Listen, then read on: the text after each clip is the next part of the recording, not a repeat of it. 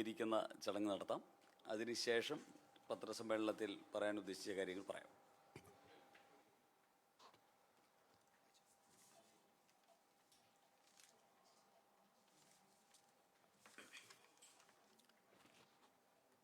പുതിയതായി ജോയിൻ ചെയ്യുന്നവർ Shri Saju Mohan, AAP state vice president, SFIയുടെ ex Vattiyoorkavu polytechnic general secretary.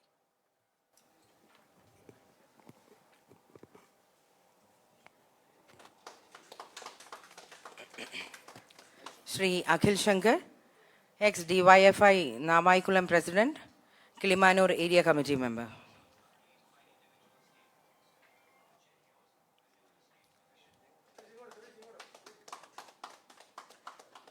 Shri BN Kichu, AAP Attingal മണ്ഡലം treasurer.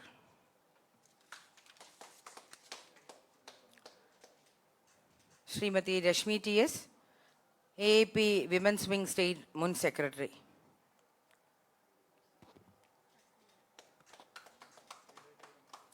Shri Lakshmi Devi LS, Nedumangad women's wing.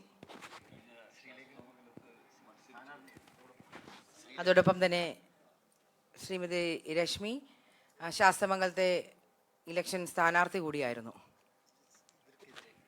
Sreerekha മാമിനെതിരെ. Shrimati Lakshmi Devi LS, women's. Sandhya Raj, state women's vice president, AAP. Shri GN Raju, anti corruption vice president, AAP.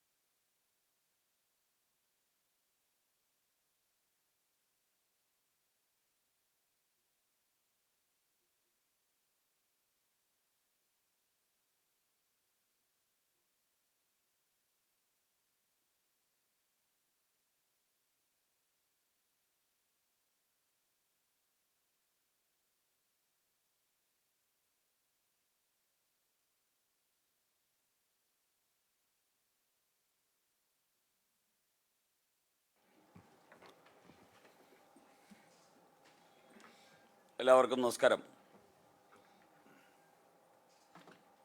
തെരഞ്ഞെടുപ്പ് അടുത്തു വരുന്ന ഘട്ടത്തിൽ BJPയോടൊപ്പവും NDAയോടൊപ്പവും പ്രവർത്തിക്കാനുള്ള താല്പര്യമുള്ള ആൾക്കാരുടെ എണ്ണവും വർദ്ധിച്ചു വരികയാണ്. NDAയുടെ ചരിത്രത്തിൽ ഏറ്റവും വലിയ പ്രതീക്ഷ നൽകുന്ന ഒരു തെരഞ്ഞെടുപ്പായിട്ട് ഈ വരുന്ന തെരഞ്ഞെടുപ്പ് മാറുകയാണ്. അതുകൊണ്ട് തന്നെ ഇടതുപക്ഷവും വലതുപക്ഷവും അവരുടെ തെരഞ്ഞെടുപ്പ് പ്രചാരണങ്ങളിൽ BJPയെയും NDAയെയും അതോടൊപ്പം തന്നെ BJPയുടെ സംസ്ഥാന അധ്യക്ഷൻ ശ്രീ രാജീവ് ചന്ദ്രശേഖരനെയും വ്യക്തിപരമായിട്ട് ആക്രമിക്കാനും BJPയെയും NDAയെയും അപവാദ പ്രചരണങ്ങൾ നടത്തി ആക്രമിക്കാനുമാണ് ശ്രമിച്ചുകൊണ്ടിരിക്കുന്നത്. അതിൻ്റെ ഭാഗമായിട്ടാണ് കുറച്ച് ദിവസങ്ങളിലായിട്ട് ഇവിടെ ചർച്ച ചെയ്യുന്ന ഡീൽ രാഷ്ട്രീയം. ഡീലിൽ വിദഗ്ധനായിട്ടുള്ള VD സതീശനാണ് ഡീലിനെക്കുറിച്ച് ഇപ്പോൾ ചർച്ച ആരംഭിച്ചിരിക്കുന്നത്. VD സതീശനോടും അതോടൊപ്പം തന്നെ VD സതീശൻ്റെ പാർട്ട്ണറായിട്ടുള്ള ശ്രീ പിണറായി വിജയനോടും BJPക്ക് പറയാനുള്ളത്, കേരളത്തിലെ ഓരോ കൊച്ചുകുട്ടിക്കും അറിയാം BJPയെ തോൽപ്പിക്കാനായി കോൺഗ്രസും കമ്മ്യൂണിസ്റ്റും ഒരുമിച്ച് ചേർന്ന് കേരളത്തിൽ നടത്തിയിട്ടുള്ള കള്ളക്കളി. അത് തിരുവനന്തപുരത്തുനിന്ന് പറഞ്ഞു തുടങ്ങിയാൽ തന്നെ നിരവധി ഉദാഹരണങ്ങൾ നമ്മുടെ മുമ്പിലുണ്ട്. കഴിഞ്ഞ പ്രാവശ്യം നേമത്ത് ശ്രീ കുമ്മനം രാജശേഖരൻ മത്സരിക്കുമ്പോൾ ആ നേമത്ത് കുമ്മനം രാജശേഖരൻ വിജയിക്കാതിരിക്കാനായി ചാവേറിനെ പോലെ കടന്നു വന്ന് 3-ാം സ്ഥാനം കൊണ്ട് നാടുവിടേണ്ടി വന്ന കെ മുരളീധരൻ. കെ മുരളീധരൻ്റെ ലക്ഷ്യം BJPയെ തോൽപ്പിക്കലായിരുന്നു. അതേ മുരളീധരൻ തന്നെയാണ് തൃശ്ശൂരിലും സുരേഷ് ഗോപി ജയിക്കുമെന്നുള്ള സാഹചര്യം വന്നപ്പോൾ ഇടതുപക്ഷത്തെ സഹായിക്കാനായി അവിടെ പോയി മത്സരിച്ച് 3-ാം സ്ഥാനം കൊണ്ട് തൃപ്തനാകേണ്ടി വന്നത്. BJP ജയിക്കാൻ സാധ്യതയുള്ള സ്ഥലത്ത് ചാവേറാകാൻ വേണ്ടി തയ്യാറായിട്ട് നിൽക്കുന്ന കെ മുരളീധരനും, ആ മുരളീധരൻ്റെ ഉദ്ദേശം അവിടെ CPMനെ വിജയിപ്പിക്കലായിരുന്നു. അത് കഴിഞ്ഞ പ്രാവശ്യം നേമത്ത് വിജയിച്ചു, പക്ഷെ തൃശ്ശൂരിൽ ഞങ്ങൾ പരാജയപ്പെടുത്തി. അതായിരുന്നു അവിടെ സംഭവിച്ചത്. അതുപോലെ തന്നെ നമുക്ക് കാണാൻ സാധിക്കുന്നത് കഴിഞ്ഞ വട്ടിയൂർക്കാവ് തെരഞ്ഞെടുപ്പിൽ ശ്രീ കുമ്മനം രാജശേഖരൻ മത്സരിക്കുമ്പോൾ മാർക്സിസ്റ്റ് പാർട്ടിയുടെ വോട്ടുകൾ കെ മുരളീധരന് നൽകിയിട്ടാണ് കുമ്മനം രാജശേഖരനെ പരാജയപ്പെടുത്താനായിട്ട് ശ്രമിച്ചത്. അതും തിരുവനന്തപുരത്തുകാരും വട്ടിയൂർക്കാവുകാരും ആരും മറന്നിട്ടില്ല. കെ മുരളീധരൻ തന്നെ പറഞ്ഞതാണ്, എനിക്ക് ഇടതുപക്ഷ വോട്ട് നൽകി, അങ്ങനെയാണ് ഞാൻ ജയിച്ചത് എന്ന് കെ മുരളീധരൻ തന്നെ സമ്മതിച്ചിട്ടുള്ളതാണ്. അതുപോലെ തന്നെ ഷാഫി പറമ്പിൽ ഇ ശ്രീധരൻ എന്ന് പറയുന്ന കേരളം കണ്ട ഏറ്റവും പ്രഗത്ഭനായിട്ടുള്ളൊരു മനുഷ്യൻ, കേരളം ആഗ്രഹിക്കുന്ന, നിയമസഭയിൽ എത്തണമെന്ന് കേരളം പൊതുവെ ആഗ്രഹിക്കുന്ന ഒരു മനുഷ്യനായിരുന്നു ഇ ശ്രീധരൻ. അദ്ദേഹത്തെ മുന്നിൽ നിർത്തി പാലക്കാട്ട് BJP NDA മത്സരിച്ചപ്പോൾ ഷാഫി പറമ്പിലിനെ ജയിപ്പിക്കാനായിട്ട് SDPI ഉൾപ്പെടെയുള്ള സംഘടനകളുമായിട്ട് ചേർന്ന് CPM നടത്തിയ വോട്ട് കച്ചവടം, വോട്ട് മറിക്കൽ ഈ കേരളം മറന്നിട്ടില്ല. ഇതുപോലെ നിരവധി ഉദാഹരണങ്ങൾ കേരളത്തിൽ CPMും കോൺഗ്രസും തമ്മിലുള്ള ഡീലിനെ സംബന്ധിച്ച്, കച്ചവടത്തെ സംബന്ധിച്ച്, അതോടൊപ്പം തന്നെ ഒരേ മുന്നണി, രണ്ടും ഒന്നാണ് എന്ന് ബോധ്യപ്പെടുത്തുന്നതിനെ സംബന്ധിച്ച് BJPക്ക് കേരളത്തിൽ പറയാനുണ്ട്. ഇനി പാർലമെൻറ്റ് തിരഞ്ഞെടുപ്പാണെങ്കിൽ തിരുവനന്തപുരം പാർലമെൻറ്റിൽ ശ്രീ രാജീവ് ചന്ദ്രശേഖർ മത്സരിക്കുമ്പോൾ ഇവിടെ 14-ൽ 13 അസംബ്ലികളിലും ഇടതുപക്ഷ MLAമാരുള്ള ഒരു ജില്ലയാണിത്. ഈ ജില്ലയിൽ എന്തുകൊണ്ട് CPM ഇടതുപക്ഷം 3-ാം സ്ഥാനത്തേക്ക് തള്ളപ്പെട്ടു? 3 ലക്ഷം വോട്ടിന് താഴേക്ക് എന്തുകൊണ്ട് തള്ളപ്പെട്ടു? ഈ വോട്ടെല്ലാം കൊടുത്തത് ശശി തരൂരിനല്ലേ? BJPയെ തോൽപ്പിക്കാൻ വേണ്ടി പണം വാങ്ങിയും അതോടൊപ്പം തന്നെ SDPയും ജമായത്ത് ഇസ്ലാമിയും ഉൾപ്പെടെയുള്ള വർഗീയ സംഘടനകളുമായിട്ടും ചേർന്ന് BJPയെ തോൽപ്പിക്കാനായിട്ട് കോൺഗ്രസും കമ്മ്യൂണിസ്റ്റുകാരും ദശാബ്ദങ്ങളായിട്ട് കേരളത്തിൽ നടത്തിക്കൊണ്ടിരിക്കുന്ന ഡീല്, ആ ഡീലിനെ മറച്ചുവെക്കാനുള്ള ശ്രമമാണ് VD സതീശൻ്റെ ഈ പ്രസ്താവനകളിൽ, UDF നേതാക്കന്മാരുടെ പ്രസ്താവനകളിലൂടെയും അതോടൊപ്പം തന്നെ പിണറായി വിജയൻ്റെ പ്രസ്താവനകളിലൂടെയും പുറത്തു വന്നുകൊണ്ടിരിക്കുന്നത്. പിണറായി വിജയൻ ഇപ്പോഴും പറയുക കോലീബി സഖ്യത്തെക്കുറിച്ച്. പിണറായി വിജയൻ ഇത്രയും കാലഹരണപ്പെടാമോ? 10-30 വർഷങ്ങൾക്ക് മുമ്പ് പറഞ്ഞുകൊണ്ട് ഇരിക്കുന്ന ഒരു സാധനം ഇപ്പോഴും പറഞ്ഞുകൊണ്ടിരിക്കുക. കാലം മാറിയതൊന്നും പിണറായി വിജയൻ അറിയുന്നില്ല. ഇന്ന് കോലീബി അല്ല, ഇവിടെ ജമായത്തിയും SDPയും മാർക്സിസ്റ്റും കോൺഗ്രസും ചേർന്നുള്ളൊരു സഖ്യമാണ് കേരളത്തിലുള്ളത്. അത് കേരളത്തിൽ മാത്രമല്ല, ഇന്ത്യയിൽ മുഴുവൻ അതാണുള്ളത്. ഇന്ത്യ മഹാരാജ്യത്തെ എല്ലാ സംസ്ഥാനങ്ങളിലും എല്ലാ കേന്ദ്രഭരണ പ്രദേശങ്ങളിലും കേരളത്തിലെ പല പഞ്ചായത്തുകളിലും മുനിസിപ്പാലിറ്റികളിലും കോർപ്പറേഷനുകളിലും ഒക്കെ ഉള്ളത് മാർക്സിസ്റ്റ്, കോൺഗ്രസ്, ജമായത്തി, SDPI സഖ്യമാണ്. ഈ സഖ്യം BJPക്കെതിരെ മാത്രമല്ല രാജ്യത്തിനെതിരെയും കൂടെ പ്രവർത്തിക്കുന്ന സഖ്യമാണ്. ഈ സഖ്യത്തിൻ്റെ സഖ്യകക്ഷികളായിട്ടുള്ള കമ്മ്യൂണിസ്റ്റുകാരും കോൺഗ്രസ്സുകാരും പിണറായി വിജയനും VD സതീശനും ഡീലിൻ്റെ പേരും കോലീബി സഖ്യത്തിൻ്റെ പേരുമൊക്കെ പറഞ്ഞാൽ ഈ കേരളം പുച്ഛിച്ച് തള്ളും എന്ന് മാത്രമേ ഈ രണ്ടുപേരോടും ഓർമ്മിപ്പിക്കാൻ BJPക്കുള്ളൂ. അത് ഞങ്ങൾ ഓർമ്മിപ്പിക്കാൻ ആഗ്രഹിക്കും. അത് ഞങ്ങൾ ഓർമ്മിപ്പിക്കുകയാണ്. മറ്റൊന്ന്, തെരഞ്ഞെടുപ്പ് പ്രചരണത്തിൽ 140 സ്ഥാനാർത്ഥികളെയും മുന്നിൽ നിർത്തി ഏറ്റവും കഴിവുറ്റവരും മികവുറ്റവരും വിജയപ്രതീക്ഷയുള്ളവരുമായിട്ടുള്ള സ്ഥാനാർത്ഥികളെയാണ് BJP NDA സഖ്യം രംഗത്തിറക്കിയിരിക്കുന്നത്. സ്ഥാനാർത്ഥികൾ രംഗത്തിറക്കി കഴിഞ്ഞതോടുകൂടി കേരളത്തിൽ NDA BJP സഖ്യം ഏറ്റവും ശക്തമായിട്ടുള്ളൊരു മത്സരത്തിൻ്റെ അന്തരീക്ഷം തന്നെയാണ് സൃഷ്ടിച്ചിരിക്കുന്നത്. ഇന്ന് കേരളത്തിൽ 50-ലേറെ മണ്ഡലങ്ങളിൽ ഭാരതീയ ജനതാ പാർട്ടിക്ക് വലിയ മുന്നേറ്റം നടത്താൻ, വിജയത്തിനോടൊപ്പം മുന്നേറ്റം നടത്താൻ സാധിക്കുമെന്ന് BJP-ക്കാരല്ലാത്തവർ പോലും പറയുന്ന ഒരു സാഹചര്യം കേരളത്തിൽ ഉണ്ടായിക്കഴിഞ്ഞിരിക്കുന്നു. ഞങ്ങൾ 140 മണ്ഡലങ്ങളിലും സ്ഥാനാർത്ഥിയെ നിർത്തിയിരിക്കുന്നത് അതാത് മണ്ഡലങ്ങളിലെ സാഹചര്യങ്ങൾ മുഴുവൻ പരിശോധിച്ച് അതിൻ്റെ സാധ്യതകൾ മുഴുവൻ തന്നെ പ്രയോജനപ്പെടുത്തിക്കൊണ്ട് പരമാവധി ആൾക്കാരെ ജയിപ്പിച്ചെടുക്കുക എന്ന ഒരു ഉത്തരവാദിത്വത്തോടു കൂടിയാണ്, ഒരു ദൗത്യം എന്ന നിലയിലാണ് ഞങ്ങൾ സ്ഥാനാർത്ഥികളെ നിർത്തിയിരിക്കുന്നത്. സ്ഥാനാർത്ഥികളുടെ വിജയത്തിനു വേണ്ടിയുള്ള പ്രവർത്തനങ്ങൾ ശക്തിപ്പെടുത്തുന്നതിന് കേരളത്തിൽ എക്കാലത്തും കേന്ദ്ര നേതൃത്വം വലിയ പിന്തുണയാണ് നൽകി വരാറുള്ളത്. ശ്രീ നരേന്ദ്രമോദിജി തിരുവനന്തപുരത്തും കൊച്ചിയിലും വന്നു തെരഞ്ഞെടുപ്പ് വിജ്ഞാപനത്തിന് മുന്നോടിയായി. അതോടൊപ്പം തന്നെ ശ്രീ അമിത്ഷാ വിജ്ഞാപനത്തിന് മുന്നോടിയായിട്ട് കേരളത്തിൽ വന്നിരുന്നു. വിജ്ഞാപനത്തിന് ശേഷം സ്ഥാനാർത്ഥികളെല്ലാം രംഗത്തിറങ്ങിയതിന് ശേഷം ഉള്ള BJP-യുടെ തെരഞ്ഞെടുപ്പ് പ്രചരണ പരിപാടികൾ, ആ പ്രചരണ പരിപാടികളിൽ കഴിഞ്ഞ ദിവസം രാജ്യത്തിൻ്റെ വിവിധ ഭാഗങ്ങളിൽ നിന്നുള്ള മുഖ്യമന്ത്രിമാർ BJP-യുടെ സ്ഥാനാർത്ഥികൾ നാമനിർദ്ദേശം പത്രിക നൽകുന്ന സ്ഥലങ്ങളിൽ വന്നിരുന്നു. ഇന്നും ഛത്തീസ്ഗഡ് മുഖ്യമന്ത്രി ഉൾപ്പെടെയുള്ളവർ കേരളത്തിലുണ്ട്. നാമനിർദ്ദേശ പത്രിക നൽകുന്ന BJP NDA സ്ഥാനാർത്ഥികൾക്കൊപ്പം അവർ പങ്കെടുത്തിട്ടുണ്ട്. വരും ദിവസങ്ങളിലും മുഖ്യമന്ത്രിമാരും കേന്ദ്രമന്ത്രിമാരുമൊക്കെ കേരളത്തിൻ്റെ വിവിധ ഭാഗങ്ങളിൽ തെരഞ്ഞെടുപ്പ് പ്രചരണ പരിപാടികളിൽ പങ്കെടുക്കും.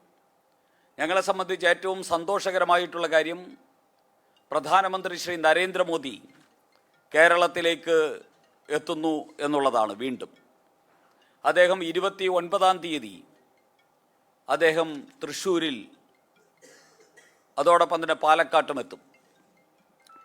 തൃശ്ശൂരിൽ അദ്ദേഹം പങ്കെടുക്കുന്നത് ഒരു റോഡ് ഷോയിലാണ്. 10,000 പങ്കെടുക്കുന്ന തൃശ്ശൂരിൻ്റെ മണ്ണിനെ വീണ്ടും ഒരു പൂരപ്പറമ്പാക്കി മാറ്റാൻ പറ്റുന്ന അത്യുജ്വലമാർന്ന ആവേശദായകമായ ഒരു റോഡ് ഷോ ആയിരിക്കും നരേന്ദ്രമോദിയെ സ്വീകരിക്കാനായിട്ട് ഞങ്ങൾ തൃശ്ശൂരിൽ ഒരുക്കുന്നത്. NDA-യുടെ മുഴുവൻ ശക്തിയും പ്രകടിപ്പിക്കുന്ന ആ റോഡ് ഷോ തൃശ്ശൂരിൽ നടക്കും. അന്നേ ദിവസം തന്നെ പാലക്കാട് ജില്ലയിലെ പ്രവർത്തകരുടെ ഒരു മഹാ റാലി പാലക്കാട്ടും സംഘടിപ്പിക്കും. ആ പാലക്കാട്ട് റാലിയിൽ നരേന്ദ്രമോദിജി പ്രസംഗിക്കും. അങ്ങനെ 29-ാം തീയതി തൃശ്ശൂരിലെ റോഡ് ഷോയും പാലക്കാട്ട് റാലിയും അദ്ദേഹം അഭിസംബോധന ചെയ്യും. അതിനെ തുടർന്ന് അദ്ദേഹം വീണ്ടും കേരളത്തിലെത്തുമെന്നാണ് ഞങ്ങൾ പ്രതീക്ഷിക്കുന്നത്.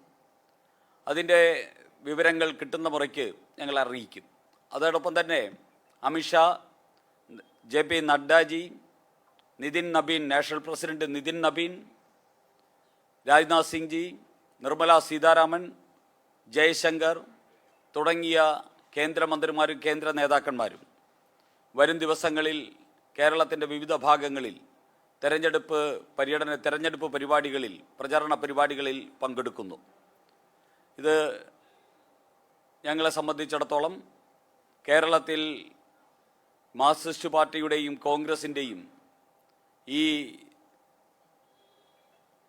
അധമ രാഷ്ട്രീയത്തിനെതിരായിട്ട് അതിശക്തമായിട്ട് പോരാടി മുന്നോട്ട് പോകുന്ന BJP-ക്കും NDA-ക്കും വലിയ ആത്മവിശ്വാസം നൽകുന്നതാണ് ശ്രീ നരേന്ദ്രമോദി ഉൾപ്പെടെയുള്ള കേന്ദ്ര നേതാക്കന്മാരുടെ കേരള സന്ദർശനവും ഞങ്ങളുടെ തെരഞ്ഞെടുപ്പ് പരിപാടികളിൽ പങ്കെടുക്കുന്നതും എന്ന് ഞങ്ങൾ വളരെ നന്ദിപൂർവ്വം ഓർക്കുകയാണ്.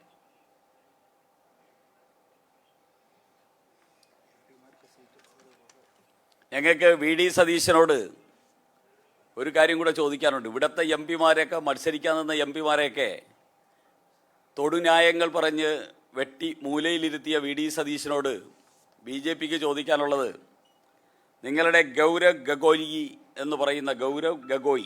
എന്ന് പറയുന്ന പാർലമെൻറ്റിലെ പ്രതിപക്ഷ ഉപനേതാവ് ആസാമിൽ അസംബ്ലിയിലേക്ക് മത്സരിക്കുകയാണ്. ശ്രീ K. സുധാകരനോടും അടൂർ പ്രകാശിനോടും ഒക്കെ എന്തോ തൊടുന്യായമൊക്കെ പറഞ്ഞ് അവരെ മൂലയിലൊതുക്കിയ VD സതീശൻ ശ്രീ ഗൗരവ് ഗഗോയിയുടെ അസംബ്ലിയിലേക്കുള്ള സ്ഥാനാർത്ഥിത്വത്തെ സംബന്ധിച്ച് കേരളത്തിൽ പ്രതികരിക്കുന്നത് രസകരമായിരിക്കുമെന്ന് BJP-ക്ക് തോന്നുകയാണ്.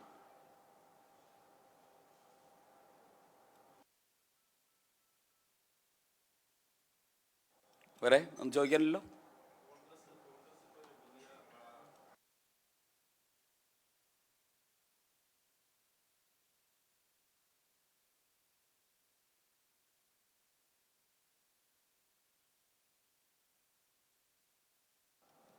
കേസ് കൊടുക്കാൻ പറഞ്ഞാൽ കാലം രാജീവ് ചന്ദ്രശേഖർ ഇവിടെ വന്ന സമയത്ത് കുറേ കാലമായിട്ട് ഇങ്ങനെ കുറേ സാധനങ്ങൾ കൂടെ ഇറങ്ങി അടക്കയല്ലേ. എന്തായി? ഇന്ന് രാജീവ് ചന്ദ്രശേഖർ കേരളത്തിലെ എണ്ണം പറഞ്ഞ നേതാവായിട്ട് മാറി. ഈ കഴിഞ്ഞ 70 വർഷമായിട്ട് കേരളത്തിലെ കമ്മ്യൂണിസ്റ്റുകാർക്കും കോൺഗ്രസ്സുകാർക്കും മുന്നോട്ട് വയ്ക്കാൻ കഴിയാത്ത കേരളത്തിനൊരു പുതിയ പ്രതീക്ഷ നൽകുന്ന നേതാവായിട്ട് രാജീവ് ചന്ദ്രശേഖർ കേരളത്തിൽ ഉദിച്ചുയർന്നു നിൽക്കുകയാണ്. ഇത്തരത്തിലുള്ള കപട ആരോപണങ്ങൾ എന്തു കൊണ്ടുവന്നാലും അദ്ദേഹത്തിൻ്റെ വ്യക്തിത്വത്തിനെ ഒരു പോറൽ പോലും ഏൽപ്പിക്കാൻ ഇവിടുത്തെ കമ്മ്യൂണിസ്റ്റുകാർക്കും കോൺഗ്രസ്സുകാർക്കും സാധിക്കില്ല. അതുകൊണ്ട് ഞങ്ങൾക്ക് പറയാനുള്ളത്, അങ്ങനെ എന്തെങ്കിലും ഉണ്ടെങ്കിൽ കൊണ്ട് കേസ് കൊടുക്കുക.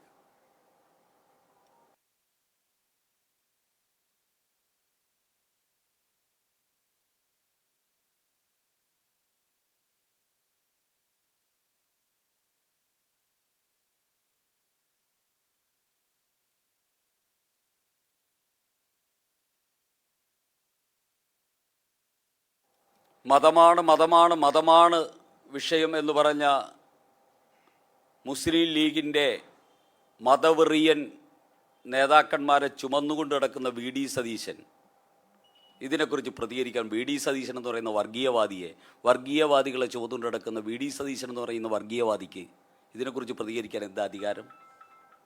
SDPIയുടെ പിന്തുണ ഔദ്യോഗികമായിട്ട് സ്വീകരിച്ച് SDPIക്ക് പാദസേവ ചെയ്യുന്ന കമ്മ്യൂണിസ്റ്റ് പാർട്ടിക്ക് BJPയെ വർഗീയവാദി എന്ന് പറഞ്ഞ് ആക്ഷേപിക്കാൻ എന്ത് അവകാശമാണുള്ളത്? ഞങ്ങൾ ഈ രാജ്യത്ത് മുഴുവൻ ജനതയ്ക്കും ആരോടുമില്ല പ്രീണനം, എല്ലാവർക്കും തുല്യാധികാരം, അവകാശമെന്ന് പ്രഖ്യാപിച്ചുകൊണ്ട് കഴിഞ്ഞ 12 വർഷമായിട്ട് മാതൃകാപരമായിട്ട് പ്രവർത്തനം നടത്തുന്ന ഒരു പാർട്ടിയാണ് ഭാരതീയ ജനതാ പാർട്ടിയും NDAയും. ഞങ്ങളുടെ മതേതരത്വം ഇത്തരത്തിൽ തെരഞ്ഞെടുപ്പ് വരുന്ന സമയത്ത് മൗലിക ശക്തികളുടെ പാദസേവ ചെയ്യുന്ന മതേതരത്വം BJPയുടേതല്ല. BJPയുടേത് വികസന മതേതരത്വമാണ്. ഇൻക്ലൂസീവായിട്ടുള്ള ഒരു പാർട്ടിയാണ് BJP. ആ രീതിയിലുള്ള സമീപനമാണ് നിലനിർത്തുന്നത്.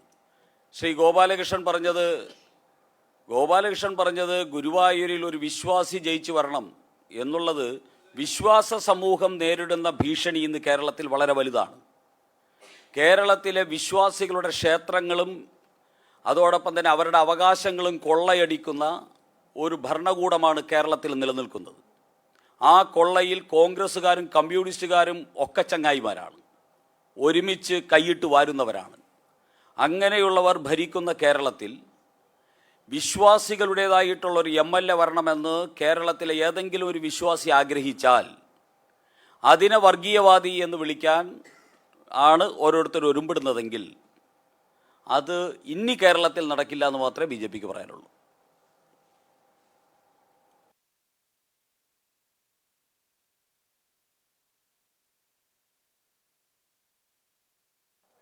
ശ്രീ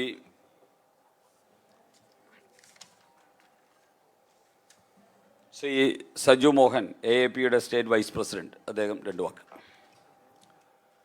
എല്ലാവർക്കും നമസ്കാരം. ആദ്യമായിട്ട് നിങ്ങളോടെല്ലാം ആം ആദ്മി പാർട്ടിയുടെ ഭാഗം വിട്ടിട്ട് നമ്മൾ BJPയിലേക്ക് വരാനുണ്ടായ ഒരു സാഹചര്യം കൂടെ ഇവിടെ പറയാൻ ഉണ്ട് എന്നെനിക്ക് തോന്നുന്നു. കാരണം എന്ന് പറയുന്നത്, കഴിഞ്ഞ ലോക്സഭാ ഇലക്ഷനിലും നിലമ്പൂർ ഇലക്ഷനിലും, അതായത് നമ്മളിപ്പോൾ കാണുന്നത് എല്ലാം ദൃശ്യമായ കൂട്ടുകെട്ടുകളാണ്. നമ്മുടെ രാഷ്ട്രീയത്തിൽ ഈ ഇലക്ഷനിൽ കുറച്ച് അദൃശ്യമായ കൂട്ടുകെട്ടുകളെക്കുറിച്ച് കൂടി നിങ്ങൾ കൃത്യമായിട്ട് മനസ്സിലാക്കിയിരിക്കണം. അതായത് ആം ആദ്മി പാർട്ടി കഴിഞ്ഞ കുറേ ഇലക്ഷനുകളിലായി, അതായത് 2014 മുതലുള്ള ഇലക്ഷനുകളിൽ ഒരു സീറ്റിലും മത്സരിക്കാത്ത പാർട്ടി ഇപ്പോൾ വരുന്ന ഇലക്ഷനിൽ കൃത്യമായിട്ട് മത്സരം സംഘടിപ്പിക്കുകയും അവർ തോന്നിയ വാസം പോലെ 60, 70, 80 സ്ഥാനാർത്ഥികളെ നിലനിർത്തുകയുണ്ടായി. അപ്പോൾ നമ്മൾ കൃത്യമായി പഠിച്ചപ്പോൾ ഒരു കാര്യം മനസ്സിലായതെന്ന് പറയുന്നത്, അതായത് ആം ആദ്മി പാർട്ടിയിൽ പൊതുവേ കൂടുതലുള്ളത് കമ്മ്യൂണിസ്റ്റ് വിരുദ്ധ മനോഭാവമുള്ള ആൾക്കാരാണ്. കമ്മ്യൂണിസ്റ്റിന് എതിരാണ് എല്ലാവരും. അതായത് ഇപ്പം നോക്കിക്കഴിഞ്ഞാൽ ഇപ്പം കോട്ടയം, ഇടുക്കി ഭാഗത്തു നിന്നുള്ള പ്രവർത്തകർ കേരള കോൺഗ്രസ് കമ്മ്യൂണിസ്റ്റ് പാർട്ടിയുടെ അല്ലെങ്കിൽ LDFന്റെ ഭാഗമായപ്പോൾ അവരോടൊപ്പം പോയ അവരോടൊപ്പം പോയതിൽ പ്രതിഷേധിച്ചുകൊണ്ട് ആം ആദ്മി പാർട്ടിയിൽ കൂടുതലായിട്ട് വന്നവരാണ്. അപ്പോൾ end of the day election result നോക്കുമ്പോൾ കമ്മ്യൂണിസ്റ്റ് വിരുദ്ധ വോട്ടുകൾ, ഇപ്പോൾ BJPക്ക് കിട്ടേണ്ട വോട്ടുകൾ അല്ലെങ്കിൽ മറ്റൊരു പാർട്ടിക്ക് കിട്ടേണ്ട വോട്ടുകൾ, കമ്മ്യൂണിസ്റ്റ് പാർട്ടിക്ക് എതിരെ കിട്ടുന്ന വോട്ടുകൾ ഡിവൈഡ് ചെയ്ത് കളഞ്ഞുകൊണ്ട് ആ കമ്മ്യൂണിസ്റ്റ് പാർട്ടി ആ ഒരു ഭൂരിപക്ഷം നേടിക്കൊണ്ട് ഒരു വിജയം കണ്ടെത്താനുള്ളൊരു ശ്രമമാണ്. അതായത് ഞാൻ പറയാൻ വന്നത് ആം ആദ്മി പാർട്ടിയുടെയും CPMൻ്റെയും പോളിറ്റ് ബ്യൂറോ സെക്രട്ടറി എന്ന് പറയുന്നത് കോമൺ ആണ്. അതായത് MA ബേബിയാണ് കേരളത്തിലെ ആം ആദ്മി പാർട്ടിയെയും ഇവിടുത്തെ CPMനെ നിയന്ത്രിക്കുന്നത്. അപ്പോൾ MA ബേബി എന്ത് പറയുന്നോ അത് അച്ചട്ട മുന്നോട്ട് വെച്ചുകൊണ്ട് കമ്മ്യൂണിസ്റ്റ് പാർട്ടിയുടെ വിജയം മാത്രം ഉന്നമിട്ടുകൊണ്ട് ആം ആദ്മി പാർട്ടി പ്രവർത്തകരെ ചതിക്കുന്ന ഒരു പ്രവർത്തനമാണ് നമുക്ക് ഡൽഹിയിൽ നിന്ന് ഇത്രയും നാളും നമ്മൾ കേരളത്തിൽ നേരിട്ടുകൊണ്ടിരിക്കുന്നത്.